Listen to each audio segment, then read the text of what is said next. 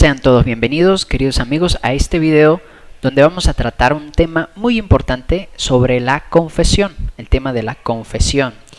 Y vamos a rebatir y a responder algunas dudas, algunas preguntas que muchos tienen. Por ejemplo, ¿qué es eso de la confesión? ¿Quién inventó la confesión? ¿Es necesaria la confesión para salvarnos? ¿De dónde sale todo esto? ¿Dónde está la confesión en la Biblia? Pues habrán ustedes escuchado muchos argumentos de todas religiones, tanto católicos como evangélicos, cristianos de todas denominaciones, sobre este sacramento o sobre la confesión. Entonces, vamos a ir derribando algunos argumentos. Primero vamos a mencionarlos y luego desde la Biblia, desde la palabra, es que los vamos a ir estudiando. Entonces tomen Biblia en mano, o los que la tienen en internet, o de todas maneras van a ir apareciendo en el video para que ustedes puedan corroborar cada uno de los fundamentos bíblicos de cada uno de los argumentos. Primero que todo, a modo de introducción, veamos qué cuestiones hay en cuanto a este tema de la confesión. Primero, antes que nada, muchas personas dicen, ¿para qué confesarme o para qué la confesión si yo no tengo pecado? Primero, yo no soy un pecador, yo no mato, yo no robo, etcétera, etcétera. Entonces hay muchos argumentos de personas que por su poco espíritu de reflexión pues dice que no ha cometido pecado, que no necesita de la confesión. Otros dicen, pero ¿y eso de la confesión de dónde salió? Eso es un invento de los curas, eso es un invento de la iglesia, eso no es necesario, eso no está en la Biblia. Otros dicen, otro argumento, un tercer argumento es, yo me confieso con Dios a solas, puedo a la pata de un palo, de un árbol, a solas, en mi cuarto, yo le pido perdón a Dios y Él me perdona, y con eso basta. Un cuarto argumento, dicen otros, que supongamos que es verdad, que está en la Biblia, que Cristo fundó en la iglesia el sacramento de la confesión, pero ¿cómo confesarme con un sacerdote si es un hombre igual de pecador que yo, incluso hasta más, y tantos escándalos que escuchamos a veces? Entonces, ¿cómo me voy yo a ir a confiar de un hombre?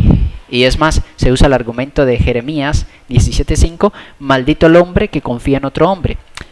Pues bueno, todas estas preguntas y otras que ustedes puedan tener, las vamos a ir estudiando desde la Biblia, desde la palabra de Dios, para poder comprobar que la confesión es un mandato divino, es un mandato de Jesús, es un mandato de Dios. Entonces, primero que nada, vamos a responder a ese argumento sencillo y básico que muchos dicen, muchas personas, tanto católicos como no católicos, dicen, ¿para qué confesarme si yo no tengo pecado? Yo no soy un pecador, por lo tanto no me confieso. Incluso hay personas que van a los sacramentos, que leen la Biblia y que no se confiesan porque se creen que no tienen pecados. Pues amigos, les digo que si usted ha pensado así, o aquel que piensa así, está equivocado lamentablemente. ¿Por qué? Porque la palabra de Dios en Primera de Juan, vámonos a tomar la Biblia, aquí tengo mi Biblia, tomen ustedes su Biblia, Primera de Juan, capítulo 2, Primera de Juan, las cartas del apóstol San Juan, Primera de Juan, capítulo 1, versículos del 8 al 10. ¿Qué dice? Dice lo siguiente: si decimos que no tenemos pecado, nos engañamos a nosotros mismos, y no hay verdad en nosotros. Pero si confesamos nuestros pecados, podemos confiar en que Dios, que es justo, nos perdonará nuestros pecados y nos limpiará de toda maldad. Si decimos que no hemos cometido pecado, hacemos que Dios parezca mentiroso y no hemos aceptado verdaderamente su palabra. Entonces, queridos hermanos, ya encontramos un fundamento bíblico. Primera de Juan, capítulo 1, versículo del 8 al 10. Da mucha luz esta cita bíblica. ¿Por qué? Porque primero que nada dice, si decimos que no tenemos pecados, nos engañamos a nosotros mismos y no hay verdad en nosotros. Por lo tanto, la palabra de Dios está diciendo que todos somos pecadores, todos somos débiles, pecamos de pensamientos, de palabras, de obras, de omisión, en diferentes temas o en diferentes pecados o vicios. Dice también luego más abajo que si confesamos los pecados, Dios nos perdonará. Ya nos está dando una referencia bíblica de que hay que confesar los pecados, por lo tanto es necesaria la confesión. Segundo, dice, si decimos que no hemos cometido pecado, hacemos que Dios parezca un mentiroso. Para aquellas personas que piensan así, pues, ¿por qué están siendo mentirosos? Porque entonces es como decir, ¿para qué vino Cristo al mundo? Si Cristo, la esencia del Evangelio es que Cristo vino, murió por nuestros pecados y nos dio vida eterna. Vino para salvarnos del pecado, porque para librar a los pecadores del pecado, de su miseria, y por medio de la gracia, creyendo en Él, confiando en Él, convertirnos y alejarnos del pecado. Por lo tanto, todos somos pecadores, todos hemos cometido pecado y todos, por lo tanto, necesitamos de ese perdón de Dios, de esa misericordia de Dios. Ya encontramos un fundamento bíblico. Otro puede ser el Salmo 19, versículo 12. ¿Qué dice el Salmo 19, versículo 12? Es una cita bien breve. Salmo 19, versículo 12, dice lo siguiente. Dice: ¿quién se da cuenta de sus propios errores? Perdona, Señor, mis faltas ocultas. Entonces, dice allí el salmista que aparte de que los pecados que reconocemos, que vemos cuando reflexionamos, cuando oramos, cuando nos examinamos de cara a la palabra de Dios, de cara a los 10 mandamientos, de cara a la voluntad divina, de cara al amor, pues vamos a encontrar mucho. Más sin embargo, hay pecados que tenemos que no nos damos cuenta. Entonces dice: perdona, Señor, mis faltas ocultas. Y más aún sigue abajo, dice: quítale el orgullo a tu siervo, no permitas que el orgullo me domine. Así seré un hombre sin tacha, estaré libre de gran pecado. ¿Ven? Entonces, ¿quién es aquel que se justifica, o aquel quien justifica a Dios?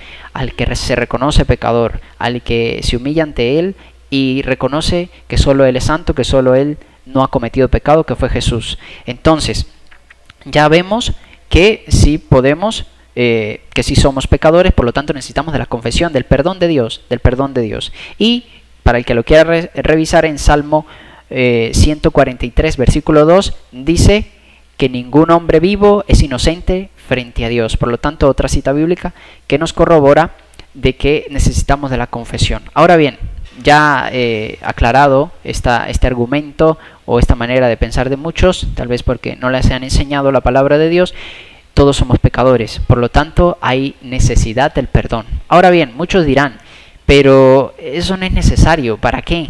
Eso en la Biblia no está, eso lo inventó la iglesia. O como otros argumentos, ¿para qué confesarme delante de un sacerdote si es un hombre más pecador que yo? No basta a solas, basta la intención, en mi cuarto o donde sea, en un bosque, en un campo. Pues no. Vamos a ver que en la Biblia está la confesión, y no solo en el Nuevo Testamento, sino incluso en el Antiguo Testamento. Vamos a ver infinidades de citas, y quiero que memoricen o se graben esta manera en que lo vamos a estudiar. Vamos a ver un antes, un punto de transición y el punto después. Es decir, vamos a verlo en el Antiguo Testamento, dónde está la confesión en el Antiguo Testamento, luego la confesión, un punto de transición, es decir, ese cambio entre el Antiguo y el Nuevo Testamento, como había también incluso confesión, y luego en el Nuevo Testamento. Antes que nada, ¿qué es la confesión? La confesión simplemente es decir los pecados, confesar los pecados, reconocernos pecador y confesar los pecados ante alguien. Ojo, esto es claro, ante alguien, ante una persona, ante otro hombre, ante otro ser de carne y hueso. ¿Para qué? Para recibir el perdón de Dios. Eso es la confesión, sencillamente eso es confesión, ahí podemos tener la definición. Ahora bien, ¿dónde está en el Antiguo Testamento? Pues veamos primero que todo, para aquellos que dicen que es un invento de la iglesia, es un invento de los curas, que no es necesario ir ante otro hombre para confesar los pecados, recordando primero el argumento que muchos usan: maldito el hombre que confía en otro hombre, lo que dice Jeremías 17, capítulo 5. Jeremías 17, capítulo 5. Busquemos dónde está Jeremías. Aquí en la Biblia, Jeremías 17, para leerlo textual, tal cual como está aquí. Ustedes en sus casas, ahí donde estén, pueden buscar en la Biblia Jeremías 17, 5. ¿Qué dice? Dice: el Señor dice, maldito aquel que aparta de mí su corazón y que pone su confianza en los hombres y en ellos busca apoyo. Entonces, aquí es donde dice, maldito el que confía en otro hombre, dice otra versión, maldito el hombre que confía en otro hombre y aparta de mí su corazón. Ahora bien, esto lo aplican muchos de cristianos de otras denominaciones, y dicen que los católicos están cayendo en este pecado de maldición o de idolatría porque están confiando en otro hombre, en un sacerdote, en un hombre pecador, débil. Pero lo que dice el texto es, maldito el hombre que confía en otro hombre y aparta de mí su corazón. Ese es el detalle, y eso a veces no lo leen, no lo dicen.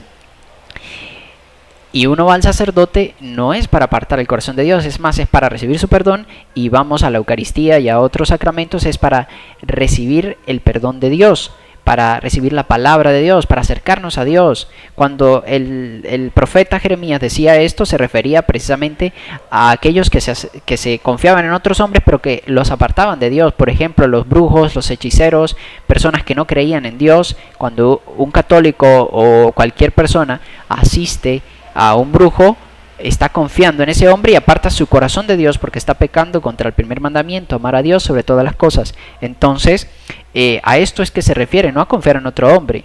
Uno va a un médico, a donde un médico, y está confiando en otro hombre. ¿Por qué? Porque suponemos que él sabe, está especializado en las cuestiones de salud y nos puede ayudar. Por lo tanto, no hay que malinterpretar este texto. Ahora bien, ¿dónde está eso de confesar los pecados ante otro hombre? Dijimos primero en el Antiguo Testamento, vamos a comenzar desde el Antiguo Testamento. Pues veamos que en el Antiguo Testamento, en Levítico capítulo 5, busquemos Levítico capítulo 5, allí vamos a encontrar donde se nos habla de la confesión. Levítico capítulo 5, versículo del 1 al 5. Me voy a adelantar al 5, el versículo 5, ustedes lo leen si quieren del 1, pero brevemente, ¿qué dice? Del 1 en adelante empieza a mencionar una lista como de pecados o de faltas. Y luego ya al final, en el versículo 5 dice, el que resulte culpable en cualquiera de estos casos deberá confesar el pecado que cometió.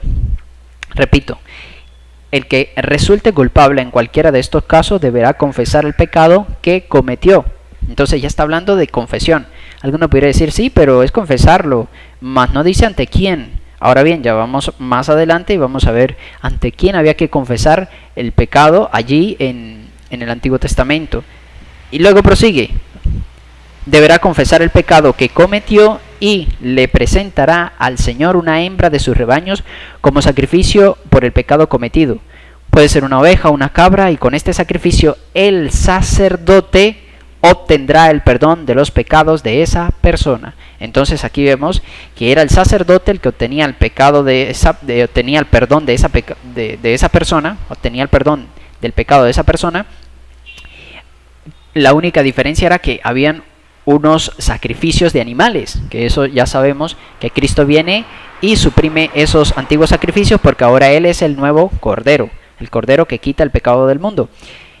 Luego dice más abajo, deberá llevarlos al sacerdote, hablando de los animales, me salté al versículo 8, dice, deberá llevarlos al sacerdote, el cual presentará primero el que se ofrece por el pecado, retorciéndole el cuello, pero sin arrancarle la cabeza por completo. Luego rociará un poco de sangre del sacrificio por el pecado en un costado del altar, y la sangre restante la exprimirá al pie del altar, pues es sacrificio por el pecado. Y en el versículo 10 dice, con el segundo hará un holocausto según lo establecido. Así el sacerdote obtendrá el perdón del pecado cometido por esa persona, y el pecado le será perdonado. Y escuchen lo que dice la palabra de Dios tan literal como esto. Dice, y el sacerdote obtendrá el perdón del pecado cometido por esa persona, y el pecado le será perdonado, de manera tal que era el sacerdote el que perdonaba el pecado. Ciertamente es Dios, pero es Dios a través del sacerdote, o el sacerdote por la gracia de Dios, por esa autoridad que Dios le había concedido. Recordemos que es voluntad divina. Dios fue el que instituyó el sacerdocio de la antigua alianza, ¿verdad? Le dijo a Moisés, tomó a Aarón fue el primer sacerdote y sus hijos, y luego el pueblo de los levitas era el pueblo sacerdotal, los únicos que estaban para atender, o los encargados del templo. Entonces ellos eran los que tenían la autoridad dada por Dios para perdonar los pecados del pueblo. Entonces cuando las personas pecaban, cometían alguna falta, algún pecado, iban ante el sacerdote, confesaban sus pecados. Ahí lo vimos en el versículo 5, dice que tenían que decirlo, no era de que solo llevaba el sacrificio y bastaba, y personal, no, confesaba los pecados y luego el sacerdote le daba el perdón. Entonces aquí vemos muy claramente en la palabra de Dios, como ya estamos viendo, de que hay una confesión de los pecados. Luego vamos a Levítico capítulo 16, versículo 32 al 33. Aquí vamos a ver otro aspecto de la confesión que llama mucho la atención. Está hablando sobre la ley del día del perdón, una ley judía antigua, y miren lo que dice. Dice: el sacerdote que haya sido escogido y a quien se le haya dado plena autoridad para ocupar el lugar de su padre como sacerdote, celebrará el rito para obtener el perdón de los pecados. Se vestirá con la ropa de lino consagrada y hará la purificación del lugar santísimo y de la tienda del encuentro y del altar, y obtendrá el perdón de los pecados de los sacerdotes y de toda la comunidad. Oigan bien, varios aspectos que resaltar. Primero, el sacerdote, dice instituido, el que tenía la autoridad, es decir, no cualquier persona puede perdonar los pecados, ni un abogado, porque aunque sepa mucho de defender a personas, eso es en casos civiles, puede perdonar los pecados. Ni siquiera un pastor evangélico de cualquier denominación puede perdonar los pecados. Es aquel a quien Dios le dio la autoridad. Aquí dice el sacerdote que tenga la autoridad, el sacerdote instituido por Dios. Dice, celebrará esto para obtener el perdón, y luego dice abajo, obtendrá el perdón de los pecados de los sacerdotes y de toda la comunidad. Fíjense bien en esto. Aquí está mencionando que obtendrá el perdón de los pecados de los sacerdotes. Por lo tanto, aquí derribamos también los argumentos de aquellos que dicen, ¿para qué confesarme con un sacerdote si es un hombre pecador igual que yo, hasta peor que yo? Incluso desde el Antiguo Testamento, antes de la venida de Cristo, cuando Dios se le revela al pueblo de Israel, Dios sabía muy bien que los sacerdotes eran hombres débiles como los demás. Por lo tanto, ellos también debían confesar sus pecados, ellos también necesitaban del perdón y de la misericordia de Dios. Por lo tanto, no somos quienes para juzgar a los sacerdotes, sino simplemente acudir ante ellos. ¿Por qué? Porque es un mandato divino. Entonces aquí vemos cómo en la Antigua Alianza era el sacerdote el único que podía perdonar los pecados, era el instituido, es decir, que tenía la autoridad de Dios. También los sacerdotes son hombres débiles y pecadores, por lo tanto también tienen que confesar los pecados. Y para terminar y cerrar y corroborar esta idea de aclarar ese argumento, pero ¿por qué los sacerdotes pecan? ¿Pero por qué voy a ir yo? ¿Por qué voy a confiar en él si es más pecador que yo? Escuchemos lo que dice Hebreos capítulo 5. Hebreos está en el Nuevo Testamento, está ya al final de las cartas paulinas. No estamos todavía en la idea del Nuevo Testamento, pero lo que va a decir aquí se refiere un poquito a lo de la Antigua Alianza, aunque también vale para el Nuevo Testamento. Pero dice Hebreos capítulo 5 lo siguiente acerca del sacerdote, del sacerdocio. Aquí vamos a comprender por qué un sacerdote peca también, por qué un sacerdote se cae, por qué un sacerdote es débil. Dice así el Hebreos capítulo 5, versículo 1 en adelante. Dice: todo sumo sacerdote es escogido de entre los hombres, nombrado para representarlos delante de Dios y para hacer ofrendas y sacrificios por los pecados. Y como el sacerdote está sujeto a las debilidades humanas, puede tener compasión de los ignorantes y los extraviados. Y a causa de su propia debilidad, tiene que ofrecer sacrificios por sus pecados. Ahora bien, aquí dice Hebreos capítulo 5, versículo 1 en adelante: todo sumo sacerdote es escogido de entre los hombres, nombrado para representarlo delante de Dios y para hacer ofrendas y sacrificios por los pecados. Y como el sacerdote está sujeto a las debilidades humanas, puede tener compasión de los ignorantes y los extraviados, y a causa de su propia debilidad tiene que ofrecer sacrificios por sus pecados, tanto como por los pecados del pueblo. Entonces, ¿qué está diciendo? Muy claro, y cómo el sacerdote está sujeto a las debilidades humanas. Es decir, el sacerdote es humano, también puede caer, también puede pecar, por eso necesita de la misericordia de Dios. Dice, puede tener compasión de los ignorantes y de los extraviados. Si un sacerdote no se cayera, no pecara, si fuera como un ángel, no nos entendería. Cuando fuéramos nosotros a confesarnos, de una vez nos juzgaría o nos condenaría, no aceptaría esto, epa, ¿y usted por qué volvió a caer? Y otra vez en lo mismo, pues no es así. ¿Por qué? Porque el sacerdote también es débil y puede comprender a los débiles, ¿verdad? Como dice aquí la palabra de Dios. Y luego, abajo, en el versículo 4 del capítulo 5 de Hebreos, dice, nadie puede tomar este honor para sí mismo, sino que es Dios quien lo llama y le da el honor, como en el caso de Aarón. Entonces es Dios quien los ha escogido al sacerdote. Por lo tanto, no es un pastor, no es ni un abogado, ni cualquier otra persona en la tierra, sino solo el sacerdote el que puede dar el perdón de los pecados. Ahora bien, hasta aquí vamos bien, y muchos pudieran decir, pues sí, es verdad, mira, ya aparece la confesión, sí hay que decir los pecados, sí tenemos que reconocernos pecadores, y etcétera, etcétera. Alguno pudiera decir, pero eso para el Nuevo Testamento no vale, eso no tiene sentido, Cristo ya pagó en la cruz, ya no necesitamos confesarnos, etcétera, etcétera. Ojo, vámonos ahora sí a pasar al Nuevo Testamento, pero antes de pasar al Nuevo Testamento vamos a buscar aquí un punto medio, un punto de transición de la antigua alianza a pasar a la nueva. Este punto medio, este punto de transición, vamos a encontrarlos en el Evangelio de San Marcos, capítulo 1, versículo 4 al 5. ¿Qué dice el Evangelio de San Marcos, capítulo 1, versículo de 4 al 5? Recordemos, primero que todo, aquí se nos va a hablar de una figura, de un personaje muy importante, que es San Juan el Bautista, cuando estaba en el desierto.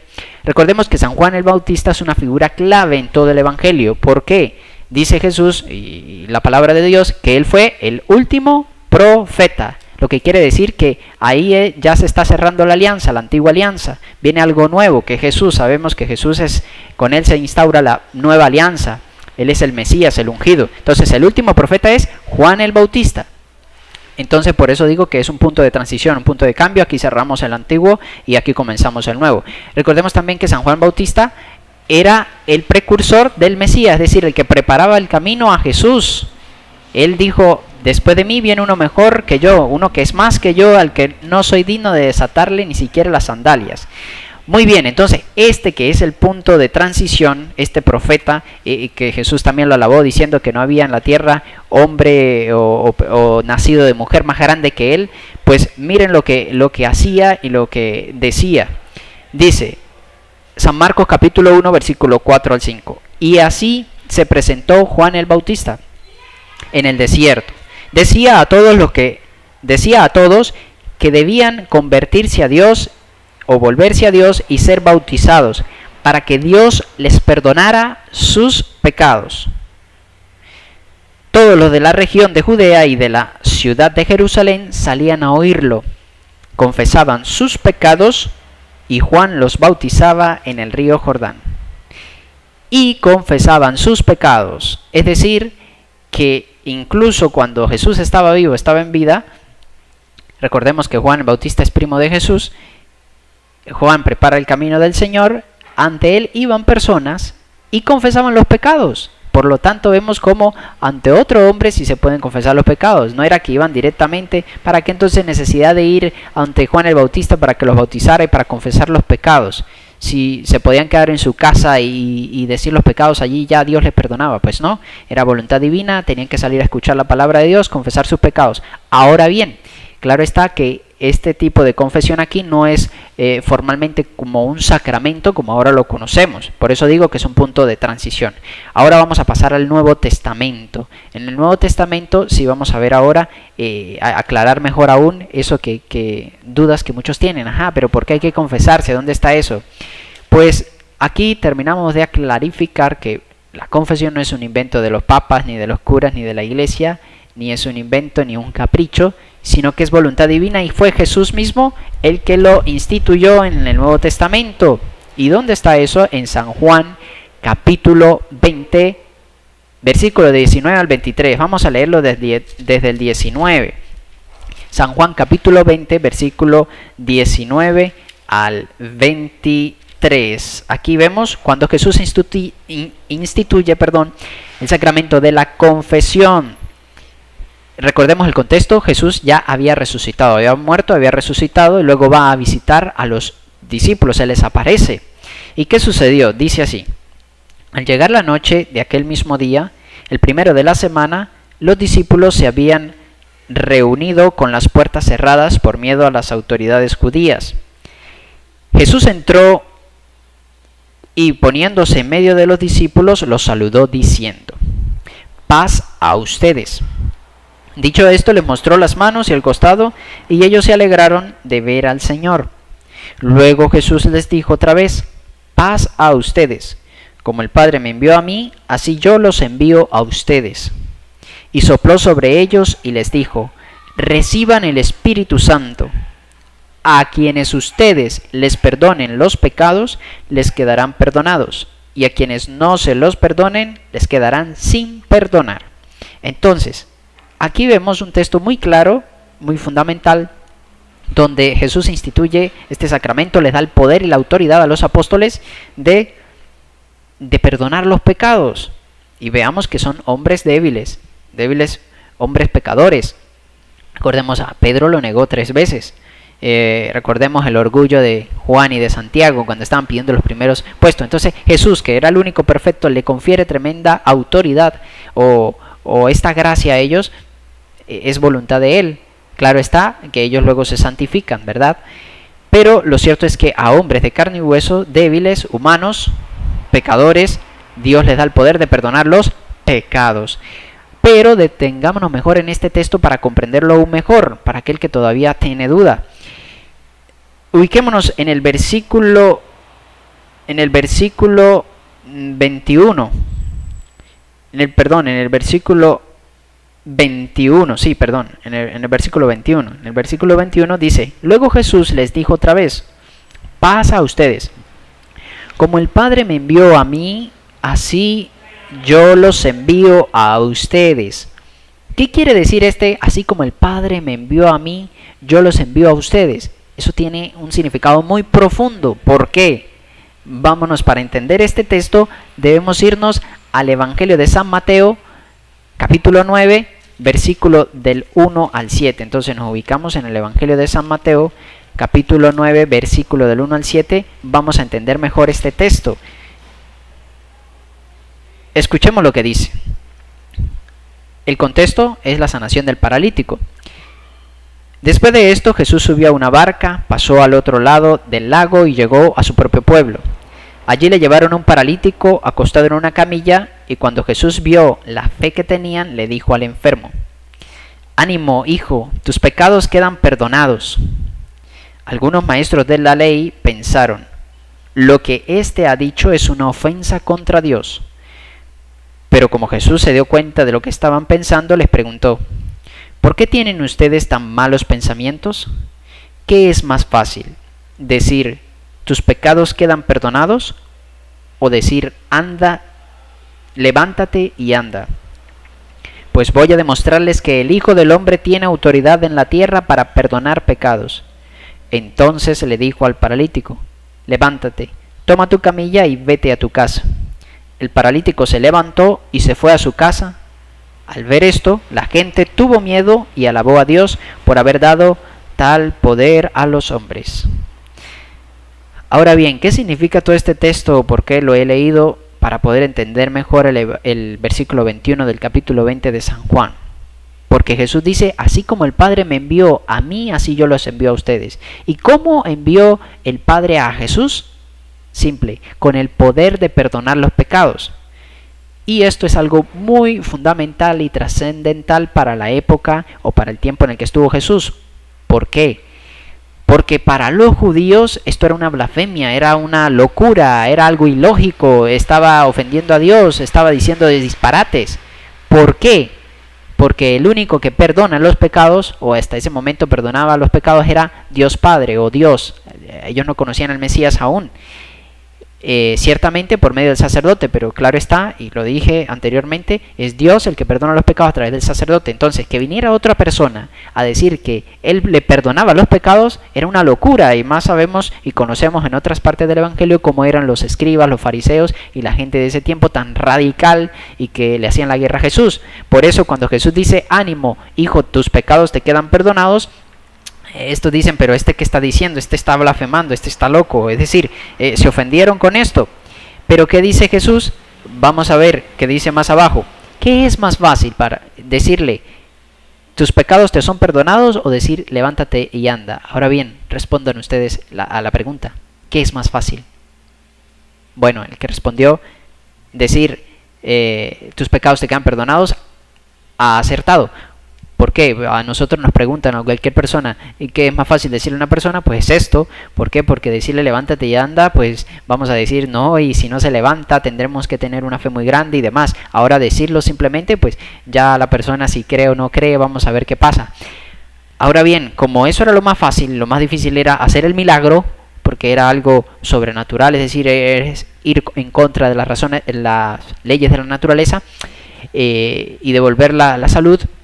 Llega Jesús y le dice, para que sepan que el Hijo del Hombre, es decir, Él tiene poder de perdonar pecados, yo te digo, y le dice al paralítico, hijo, levántate, toma tu camilla y vete a tu casa. ¿Y qué hace? Él levanta, toma su camilla y se va a su casa. Con esto Jesús dio a entender y dio a significar que sí tenía poder de perdonar pecados. Entonces para esto, para la gente de ese tiempo, para la gente sencilla, pues se quedaron admirados, era algo novedoso. Y dice ahí al final, en el último versículo, en el versículo 8, dice, al ver esto la gente tuvo miedo y alabó a Dios por haber dado tal poder a los hombres. ¿Cuál poder? El de perdonar los pecados, que lo tenía hasta ese momento solamente Jesús, porque es Dios, el Hijo de Dios. Pero luego entonces volvamos al texto de San Juan capítulo 20, versículo 21, así como el Padre me envió a mí. Ven cómo había enviado el Padre a Jesús con el poder de perdonar pecados, y luego le dice, así yo los envío a ustedes. Y pues luego lo dice literalmente, tal cual, como dice el dicho, más claro no canta un gallo. Dice, y sopló sobre ellos el Espíritu Santo, es decir, la gracia del Espíritu Santo, la tercera persona de la Santísima Trinidad, y le dice, a quienes ustedes perdonen los pecados, les quedarán perdonados, y a quienes no se los perdonen, les quedarán sin perdonar. Entonces, allí Jesús da el poder de perdonar pecados a otros hombres. ¿A quiénes? A los apóstoles, a los que tenían la autoridad. Ahora bien, cuando Jesús decía algo muy importante en la Sagrada Escritura, algo que tenía que ser sí o sí, él como que le metía un candado, un cierre, y decía la frase pero en modo negativo, lo decía en modo positivo y en modo negativo, para decir que era necesario, que es muy importante y solamente debe ser así.